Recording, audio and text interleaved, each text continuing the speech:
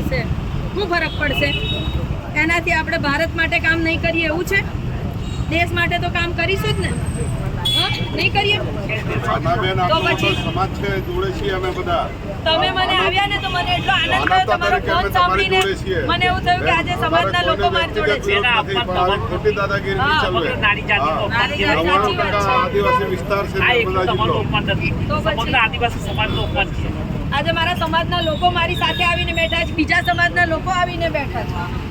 તમને હકીકત જાણી તો ખબર પડી કે સત્ય વાત શું છે. તો જ ને.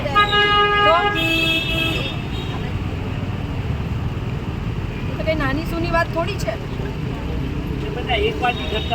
હા, અવારનવારની ઘટનાઓ છે આ તો બધી. એવું નહીં ને એમ સમજીને.